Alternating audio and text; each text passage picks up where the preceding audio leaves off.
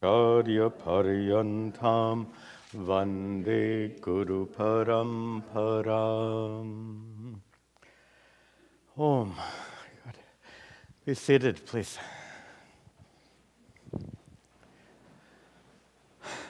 Om Parameshwara.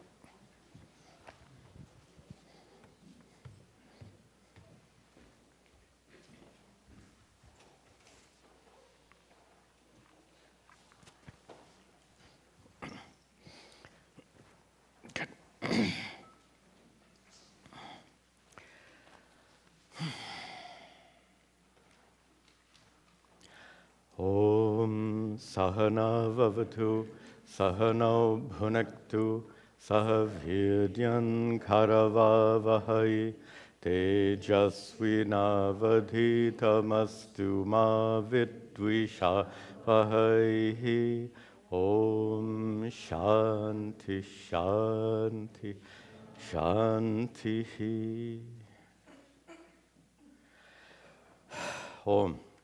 Welcome back. Welcome also to everyone who is attending these classes online. There are many.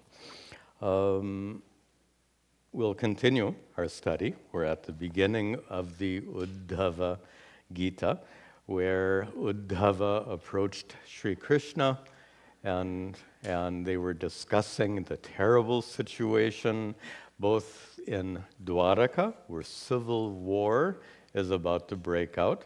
Also, then to make matters worse, Sri Krishna says, yes, not only that, but Kali Yuga is about to begin when Sri Krishna leaves this earthly realm. And Sri Krishna's message to Uddhava is very significant. I'd like to return to 2 verses before. And we'll see something unusual, not unusual here, but we'll see a message very, very different from the message of the Bhagavad Gita. So in the Bhagavad Gita, as you know very well, Arjuna wanted to leave the battlefield. Sri Krishna's message is, stay put. He said, stay and fight. Yudhyasva Bharata. Arjuna, stay and fight this war. Now, there's also a war. In both situations, there's a war about to take place. In the Mahabharata, it's a war between Pandavas and Kauravas. In the Bhagavata Purana here, referring to the Uddhava Gita, it's a war between the 2 sides of this Yadava family, this Vrishni family. And the response to this war from Sri Krishna is opposite, is it not? So for Arjuna, he said, stay and fight. But look at this verse we saw last week to Uddhava. He says, Tvam tu sarvam paratyajya. You should give up this sneham, this attachment, swajana bandhushu, to your family. Give up this attachment to your family. And his last line, samadrik vicharaswagam. I'll put American English. Interesting. Imagine Sri Krishna speaking American English. He would he would tell Uddhava, get out of here, man. How's that? But that's his message to Uddhava. Give up your attachment to your family, which means don't go and participate in that fight, but get out of here. Leave. Turn your back on this terrible situation. And now we're going to see the connection to today's class is not just get out, but also to dedicate yourself to spiritual growth. We said before that this is a text for the Kali Yuga. And the message, Sri Krishna's central message is this. In the Kali Yuga, the best thing you can do is to dedicate yourself to spiritual growth. That's exactly his message to Uddhava, and that's what we'll see in today's class. So let's see this next verse. Pumso yuktasya nana. Excuse what? We're using. I'm trying to remember. We're using the Yada Raga here. Pumso yuktasya nanarto. Pumso yuktasya nanarto. Brahma saguna dosha. Is that the raga we've been using? No. I think it was the first one I used. Yeah. So there's a tradition of using certain chanting. There's no rule, by the way, when it comes to chanting shlokas. You're free to use any mode that you choose. But for Puranas and Mahabharata, I prefer one particular mode. For other texts like Shankara's text, I use another mode. And then for Bhagavad Gita, there's yet another mode. So anyway, we have to keep these straight. But let me use the mode I prefer here. Pumso yuktasya nanarto, pumso yuktasya nanarto, brahma saguna dosha bhak, brahma saguna dosha bhak, karma karma vikarmeti, karma karma vikarmeti, guna dosha dhiyo bheda, guna dosha dhiyo bheda. Pumsaha ayuktasya, pumsaha for a person, ayuktasya, who is not yukta, meaning not mature, not spiritually mature. So for a ordinary person, Pumsaha ayuktasya, Sri Krishna makes this important observation, nana artaha. How did objects are many? Objects are many, artaha, but artha also has another meaning. And the meaning is, some of you are familiar with the Purushartha, the four Purusharthas, Dharma, Artha, Kama, and Moksha. It was a central teaching. Many of you are quite familiar with it. So, excuse me, sorry. Definitely, Artha can mean object, but I think it's better here if we associate it with these four Purusharthas. And he observes that for most people, for ordinary people, there are several, in fact, 4 different goals that one can pursue in life. I'll take them in a different order. Kama, pleasure. Artha, wealth and security for future pleasure. Dharma, collecting is not the right word, acquiring good karma and avoiding bad karmas so your next life can be desirable. These are the first 3. Kama, pleasure. Artha, wealth and security. Dharma, good karma for a future life. And the fourth, of course, really sticks out as being so radically different from the other 3. Moksha, liberation, enlightenment, which is called Parama Purushartha, the ultimate goal of life, because there's an irony in this, and that's going to come out quite nicely in today's class. When one seeks kama, pleasure, so you go for whatever you think is a source of pleasure. Many times I've used the example, chocolate ice cream. I'm revealing something about myself. Okay? So if you consider chocolate ice cream to be desirable and you gain happiness when you eat that chocolate ice cream, at least when I ate it. Tell me, what is the true source of the happiness that you get from that ice cream? I've joked with you many times that happiness is not an ingredient in the ice cream. There's sugar, there's fructose, which is sugar, other things, and of course some milk and something called lecithin and all these other things. I have no idea what they are. But if you look at the ingredients, it won't say happiness. Yet, you become happy when you eat the ice cream. It's just common sense that the source of happiness doesn't come from the ice cream, it comes from you. And the other example I gave you was, if happiness truly comes from the ice cream, then the more ice cream you eat, the happier you should become, right? So if you eat a half gallon of ice cream, you get the point. Okay. So the irony is, when you seek kama, pleasure, where do you seek it? Outside in the world. What is its true source? In here.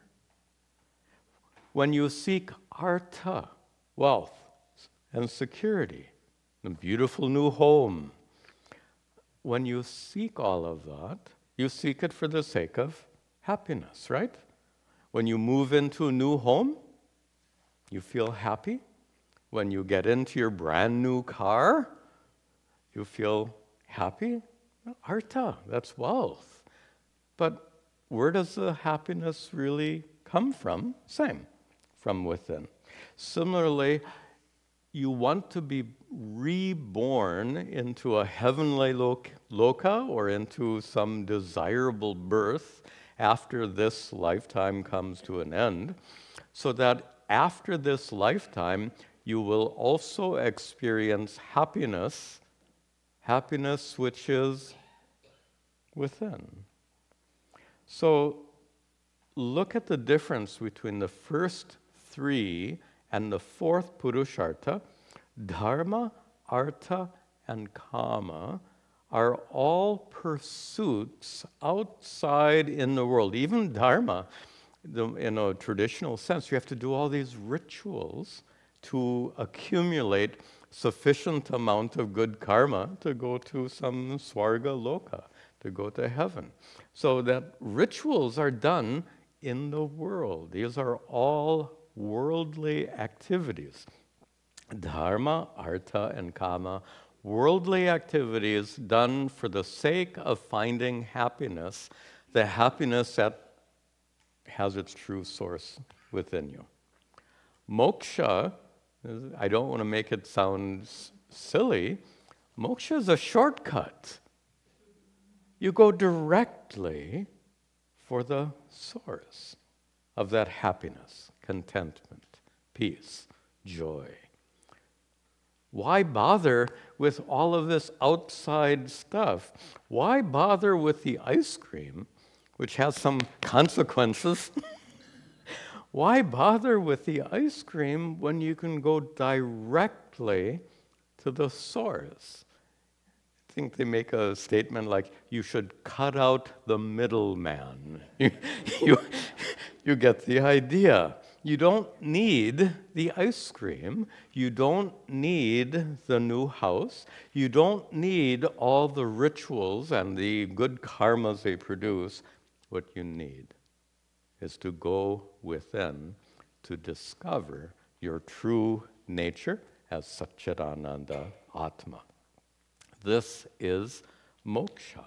And this is a pursuit which requires you to detach yourself somewhat from worldly pursuits.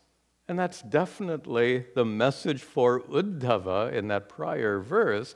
Sri Krishna says, give up your attachment to your family members, not anything else. Family is close, so give up your attachment to your family members and get out of here.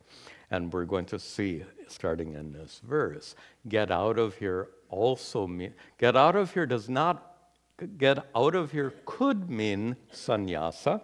And in fact, Uddhava, we'll see later, Uddhava interprets it as take to a life of sannyasa, rejecting your family and wandering in pursuit of spiritual growth is like a life of sannyasa. But here, Sri Krishna puts emphasis not on a lifestyle of sannyasa, but rather on the dedication to moksha. So in this first line, Nana artaha, there are many goals for people. Kama, artha, dharma, kama, moksha. This is an important observation. These goals are not mutually exclusive. Doesn't mean you choose one and go for it. In fact, if you choose kama and kama alone, you become a hedonist, right? Isn't that a definition of a hedonist? If you choose artha and artha alone, you become a miser. you want to accumulate wealth. If you pursue dharma and dharma alone, you become this overly pious person. You might know someone like that, showing a lack of balance in life. So we pursue these purusharthas, not choosing one, but collectively. Just as you come here today to seek moksha, doesn't mean you've stopped seeking kama, artha, and dharma. So everything is sought. It's like if you have a to-do list, and you probably do, and there are several items on your to-do list. So imagine now you have a to-do list with these 4 items, dharma, artha, kama, moksha. What is significant is do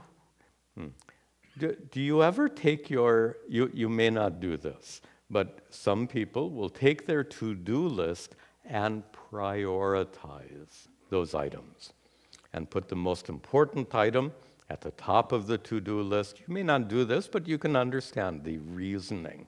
You order your to-do list in the order of importance. You assign priorities. So, suppose our to-do list is dharma, artha, kama, and moksha. In which order are they? This is so significant. Notice in that conventional order, dharma, artha, kama, dharma comes first. Not surprisingly, Scripture puts that emphasis on dharma. Moksha comes last. You get the point.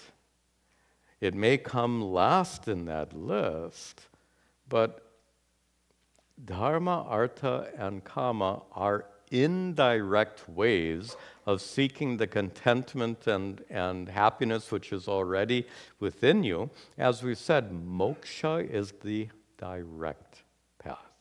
So moksha deserves to be number 1 in the order. And I'd like you to reflect. I think it's important to reflect on that. What importance do you assign to spiritual growth in your life?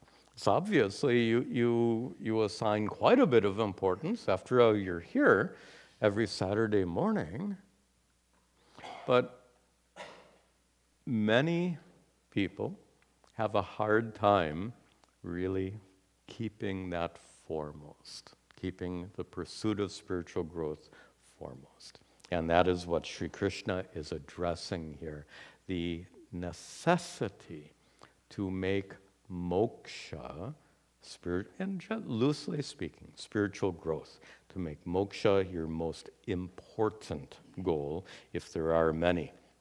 So continuing with this verse, Sri Krishna begins by saying, for ordinary people, the goals in life are many. And he says, Saha Brahmaha. And that is a mistake. Brahma is an interesting word because it usually means a mistake or error, but it comes from a verbal root meaning to wander. So the idea is you're wandering off the path. You're wandering in the wrong direction. So to consider, oh, should I pursue kama or artha or dharma today? That kind of thinking, saha brahmaha. That is wrong thinking. That is wandering from the path. Why? Guna dosha bhak. Because it makes you focus on guna and dosha, which are used in a little bit of a technical sense here. Guna is in two ways. Guna can mean punya karma, good karmas. Dosha can mean papa karmas. So if you're focused on dharma, collecting good karma and avoiding bad karma for the sake of better life, if that is your whole focus in life, and it is for some people, probably not for you, but you might know someone who is so pious and they do several hours of puja each day and they're so concerned about maintaining their fasting. Oh, if I break my fast, all of this terrible stuff will happen. That kind of person. There's something unhealthy in that, in my opinion. You don't have to agree with me. But in my opinion, that's a lack of balance, being overly focused on good and bad karma. And that's what Sri Krishna is saying here. He calls it guna dosha bhak. You become fixated on good karmas and bad karmas if you're pursuing dharma. If you're pursuing artha, you become fixated on guna. Loosely speaking, the stock market goes up and you become fixated on dosha, stock market goes down, or you become focused on, if you're pursuing kama, guna means the food is tasty, dosha means the food has too much salt or too little salt or whatever it is, it's not tasty. So this is the conventional focus in life. There are things which they use it. What are emoticons? People put this stuff on their emails. You know, either thumbs up or thumbs down. That's what Sri Krishna means by guna dosha bhak. Everything is a thumb up or a thumb down. That's worldly life. Being focused on good and bad, desirable and undesirable. But as long as you remain committed to pursuing whatever you like and avoiding whatever you don't like, that commitment keeps you focused on worldly pursuits and prevents you from turning your attention within. So here, Sri Krishna is rightly critical of these worldly pursuits which lead you to be obsessed with things that you want and things that you don't want. And he gives more details. He says, karma, akarma, vikarma, iti guna dosha diya bheda. He says you get stuck in this bheda, in this division. This division, guna dosha diyaha, for one who remains in that state of mind where everything is either thumbs up or thumbs down, that's guna dosha dhiya. That person looks at everything in terms of these divisions, bheda. What are the divisions? Karma, what I should do to get what I want. Akarma, the result of not doing anything. And vikarma, the consequences of doing something which produces the opposite of what I want. This is if you're thinking this is conventional thinking, it is. Karma gets you what you want. Wrong karma gets you what you don't want. And no karma gets you nothing, right? That, anyone can figure that out. And Sri Krishna says, this is Brahma.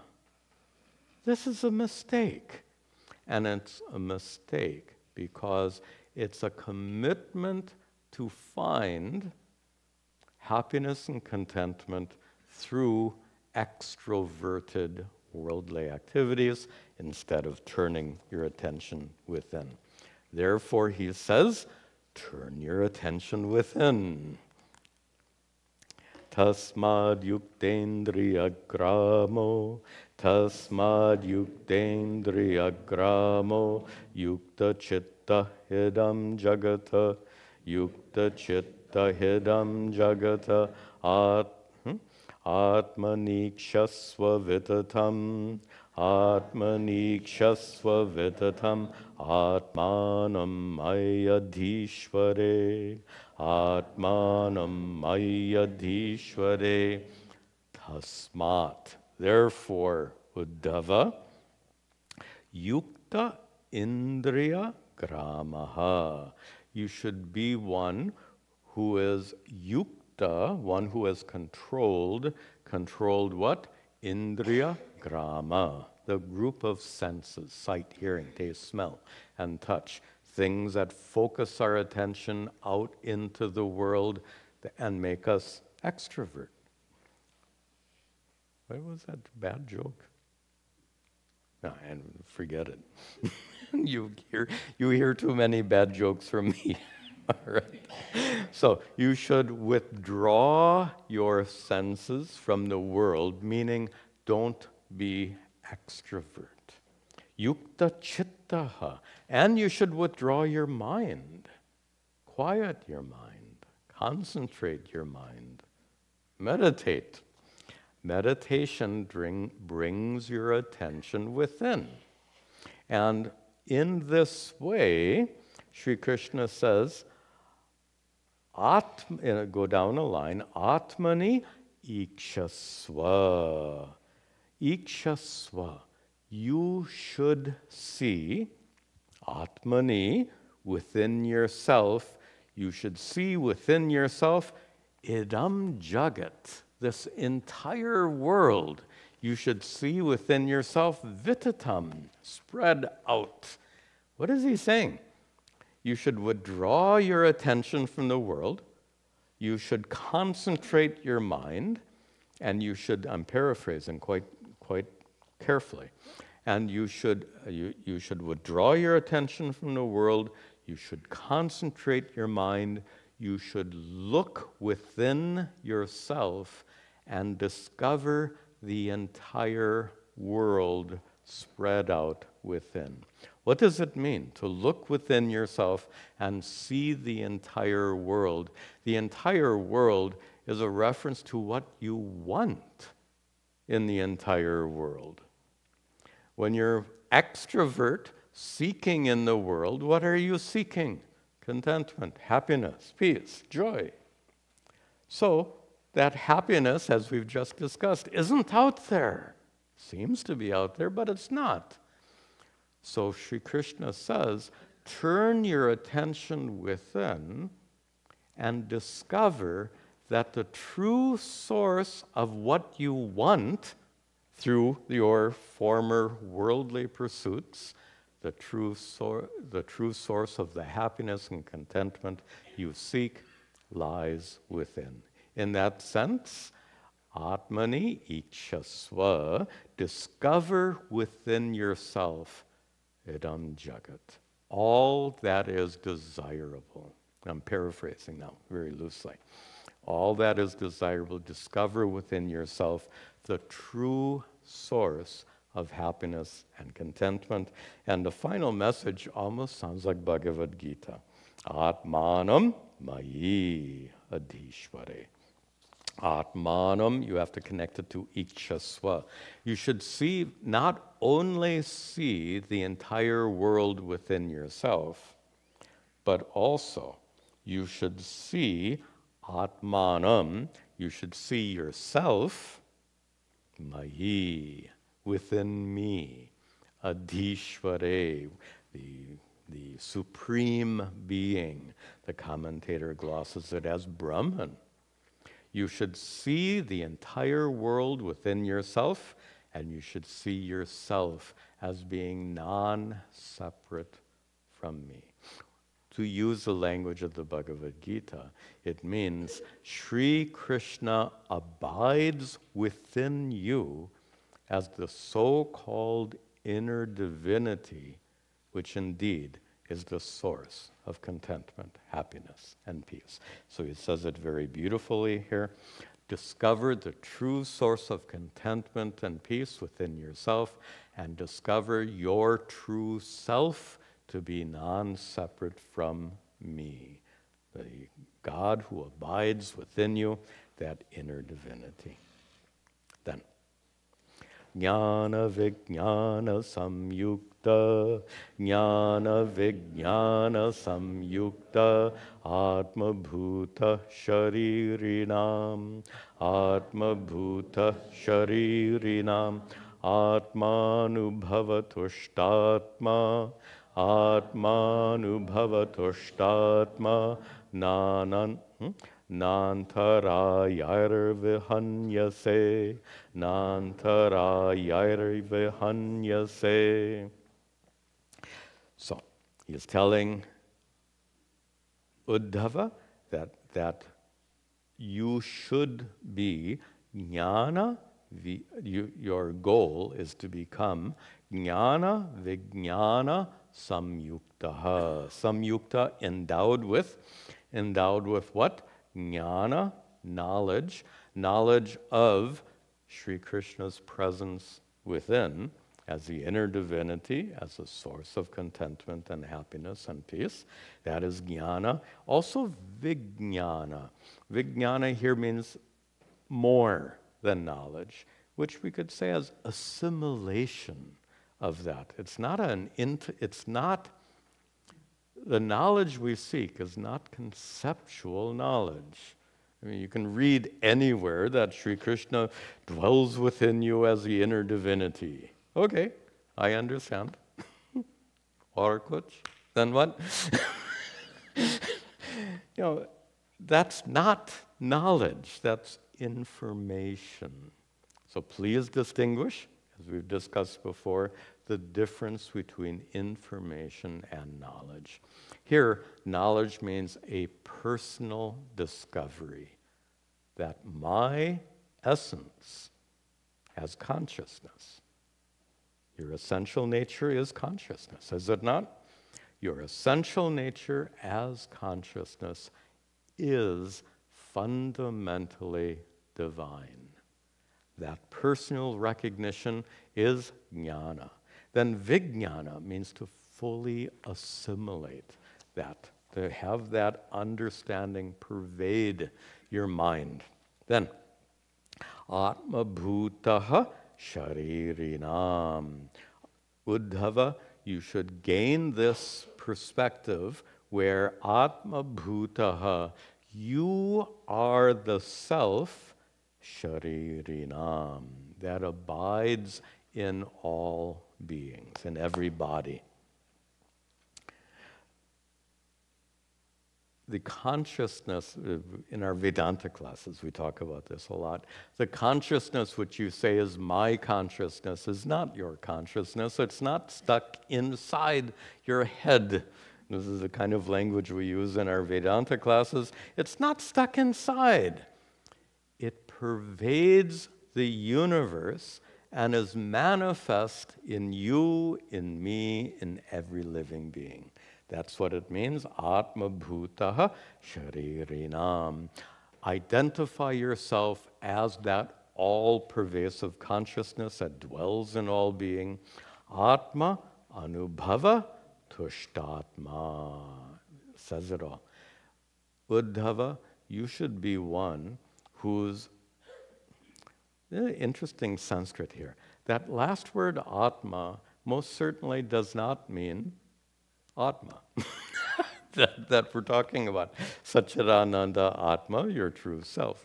Here it most certainly means mind. Why am I making this distinction? He says tushta Atma, one whose Atma is tushta, satisfied, content. Atma needs to get satisfied or content? Is there such a thing as Satchidananda Atma, which is not tushta? Get my point?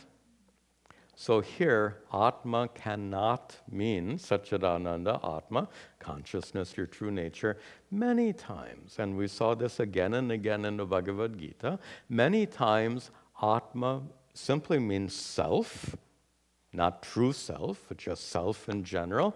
Many times it means mind. And once in a while, it even means body. Be ready for that. Body, why? You say, this is me. That's why. So here, Atma clearly means mind. Tushtatma, one whose mind is content. Content, why? Atma, Anubhava. So Atma comes twice in this compound with two different meanings. The first Atma is Satchidananda Atma. The second Atma is mind. So one whose mind is content with Atma, Anubhava, the experience of Atma, not just experience, but knowing. In fact, you all experience Atma. Are you conscious or not? If you say, I am a conscious being, that consciousness is Atma. That consciousness is present in your experience right now. So there's no absence of experience. So here it is experience coupled with knowledge. So that leads to tushta Atma, one's mind is content. And then being enlightened in that way, na antarayaihi, we're breaking the words apart, vihanyase. Uddhava, na vihanyase, you will no longer be troubled, antarayaihi, with problems. Interesting word. It means that which comes in between, and specifically that which comes in between you and contentment. What comes between you and contentment?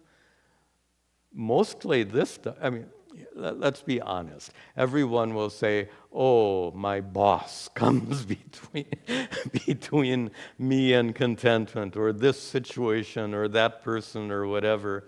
But admit it, the real problem is not your boss. The real problem is your thinking. What makes you suffer is not your boss. What makes you suffer is your mental response to your boss. Correct? Okay. So those antarayas, the obstacles to happiness and contentment, are within your mind. And when your mind is freed from ignorance, you will no longer be subject to all that suffering. Then, this is interesting. Good. Dosha buddhyo bhayatito, dosha buddhyo bhayatito, nishedhan nanivartate, nishedhan nanivartate, guna buddhya nat cha vihitam, guna buddhya cha vihitam, nakaroti yatarbhakaha, nakaroti yatarbhakaha. Good. Feels warm in here. Maybe we could turn on the fans. In fact, I'll turn this fan on.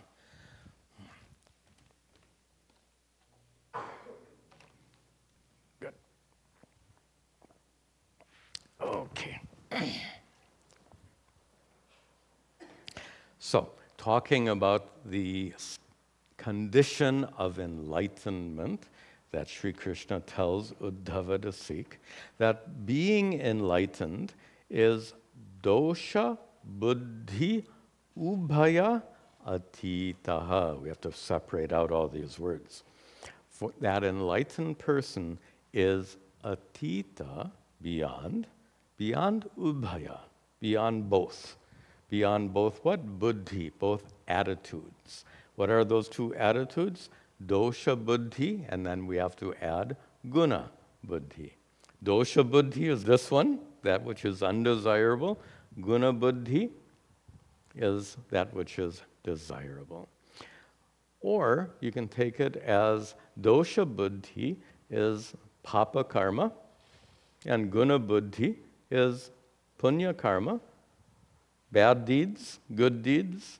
And Sri Krishna says the enlightened person is beyond all that.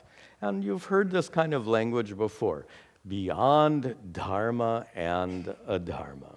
You may have heard this kind of statement before. The enlightened person transcends dharma and adharma. Most of the time, this leads to a question.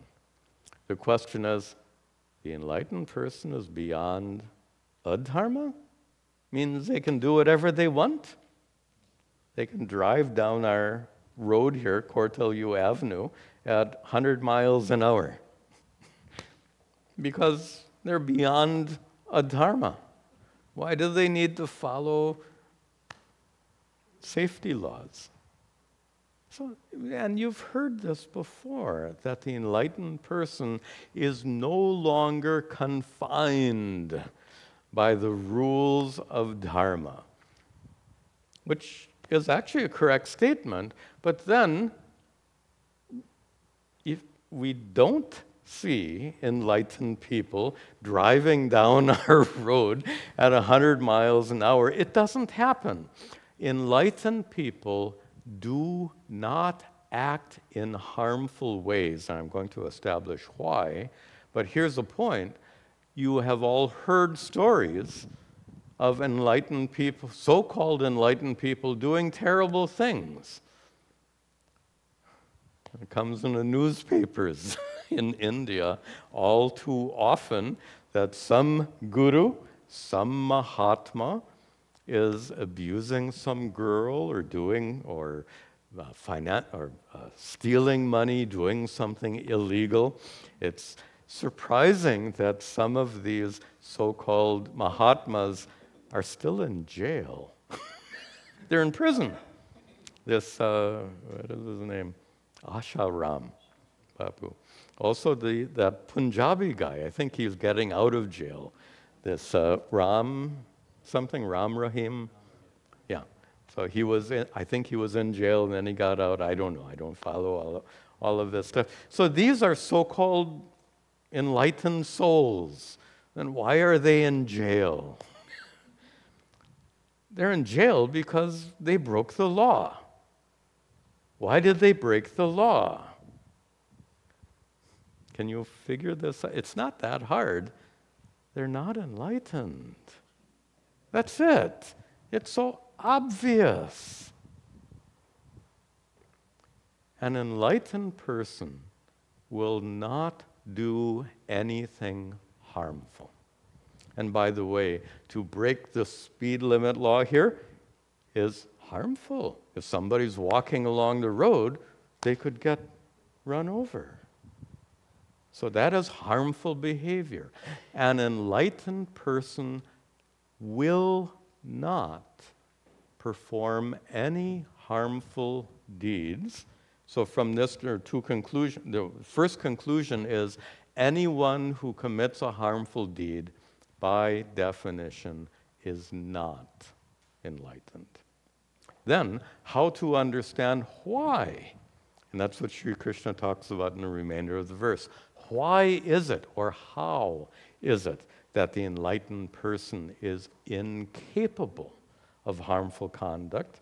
Sri Krishna explains, Nishedhan nanivartante guna buddhya. The enlightened person, nanivartante, this is always tricky. It's a double negative. Now, if when you were studying grammar, your teacher said never use double negatives, well, in Sanskrit they're used all over the place, so we have to understand properly. Nishedhan nani vartante, an enlightened person does not refrain from adharmic activities, guna buddhya, with this attitude of good karma and bad karma. That's literally what it means, but that needs to be explained. Generally, people follow dharma. Why? Because they're afraid of the consequences if they don't. There are consequences. And by the way, in our parking lot, several times a week, you will find a police car who's waiting to find speeders going down our road. This is one of their favorite hangouts. They're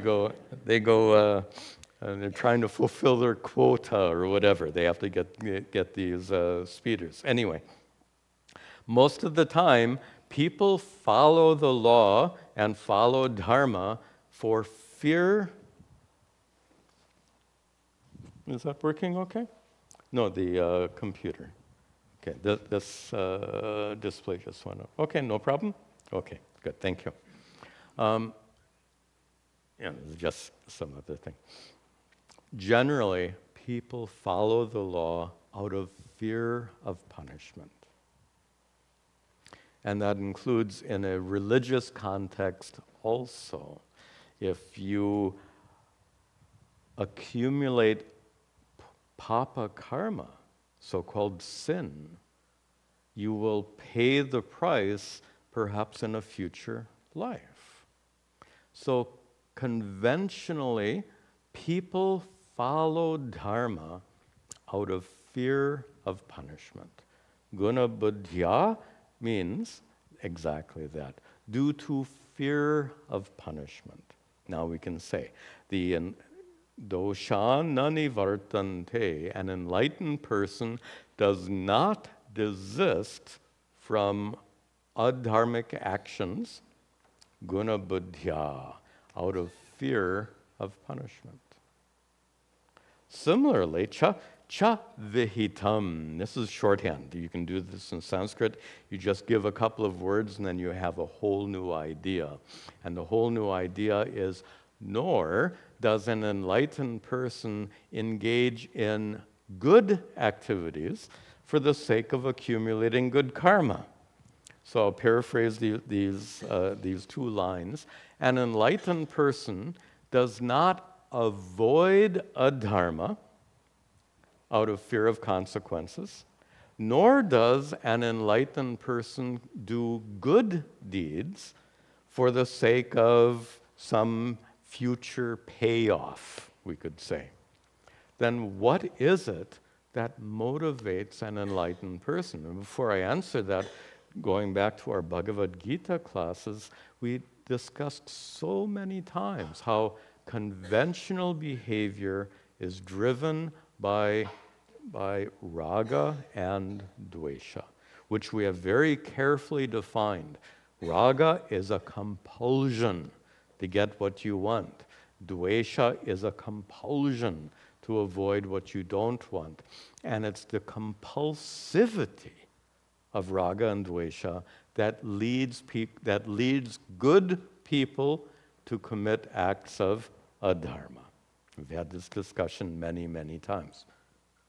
So, for most people, conventionally, good people will restrain themselves when their raga leads them in the wrong direction, or when their dvesha leads them in the wrong direction. They will resist that inner compulsivity. Excellent. This is maturity in life, when you can resist those inner compulsions and do the right thing in spite of them. In spite of raga and dvesha, you follow dharma. But that conventional perspective doesn't apply at all to the enlightened person who is, according to Sri Krishna, uses an interesting way of saying it. He says, vihitam na karoti. You have to connect that also below.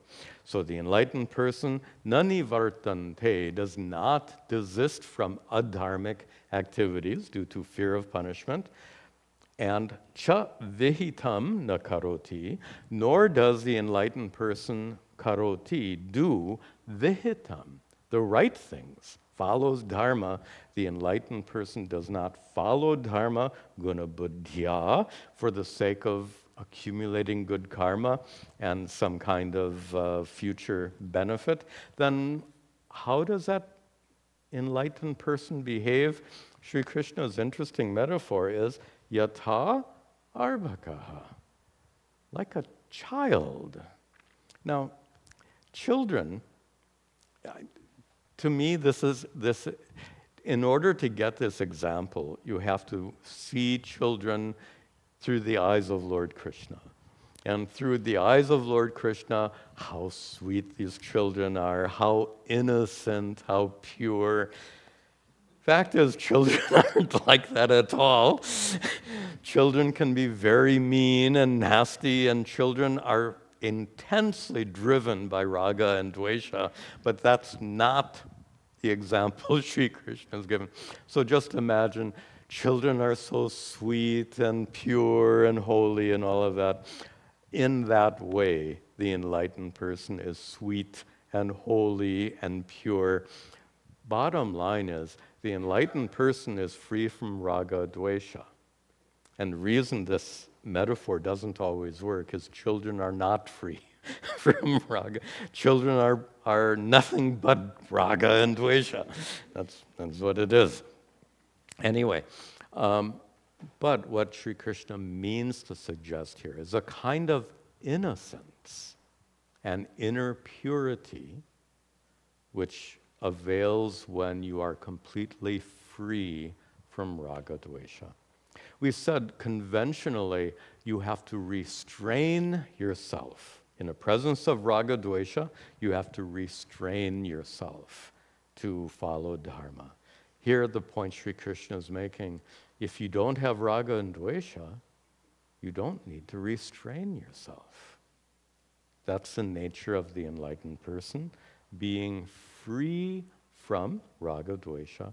There's an inner purity and inner innocence, therefore no need to restrain oneself. We'll see one last verse.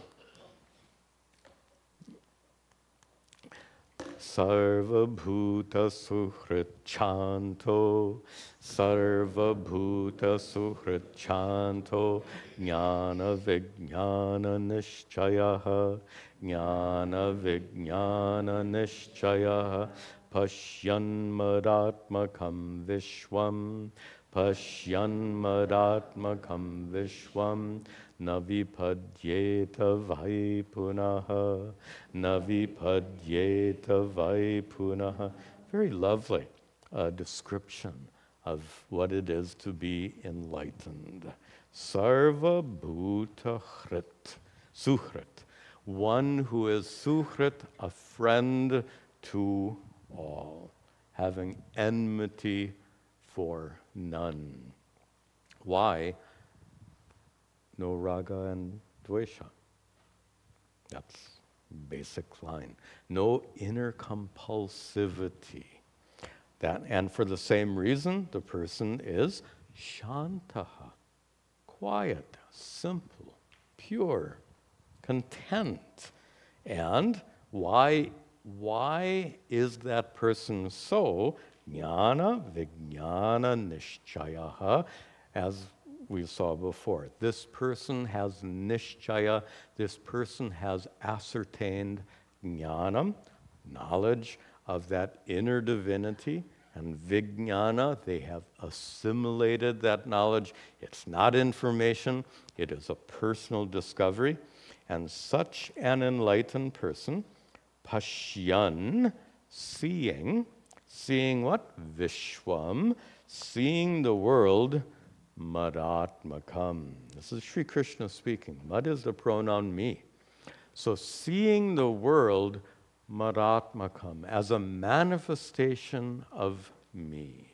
Or to paraphrase, seeing the fundamental divinity of all that exists. Every person is a manifestation of the divine as much as you or me. Seeing that, gaining that enlightenment, na vipadyeta vaipunaha, you will suffer no more. So this is the initial teaching given to Uddhava. First, Sri Krishna says, give up your attachment to your family, get out of Dwaraka, get out of this terrible situation, and focus your attention not on worldly accomplishments, not on dharma, artha, kama. Focus on moksha, discovering that inner divinity. Okay, good place to conclude our class today. A couple of announcements. Tomorrow, Sunday, we have our Vedanta class at 10 o'clock. This wonderful work of Shankaracharya, so come and join us. And at 11 o'clock, immediately after, is satsang, question, answer. So please come and join us tomorrow. I have something very nice to share with you, and that is Jim and some volunteers have been working very hard to create a walking trail. In fact, 20 years ago, we had a nice walking trail, but it got things get overgrown. So the walking trail got overgrown. Jim was kind enough to organize some volunteers. Also, we had a very generous donation of a riding mower to help maintain that trail. So that trail is now done and ready for your use. And here is a nice invitation. It's a wonderful, warm fall day. The leaves are lovely. Jim will take you on a guided tour of this new trail. So you can meet in the lobby. You can meet with Jim. Wear your shoes. You'll go out the back door, and you'll really enjoy the trail. It's lovely, absolutely lovely. And nice to enjoy this day. We'll conclude with our prayers at the altar.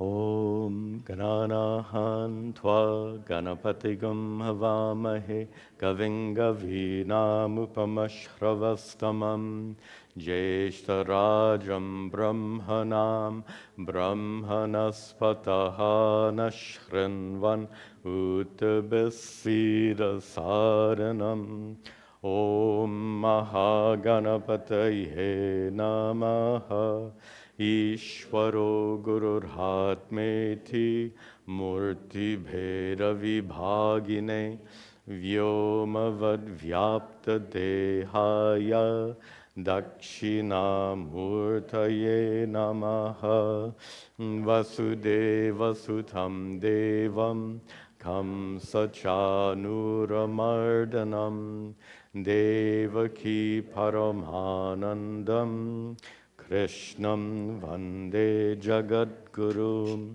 Om Sarve Bhavantu Sukhinaha Sarve Santu Niramayaha Sarve Bhadrani Pashyantu Ma Kaschid Dukkha Bhag Bhavet Asato Ma Sadgamaya Tamaso ma jyotirgamaya mrityor ma hamritangamaya. Om Shanti Shanti Shanti. Om Tat Sat.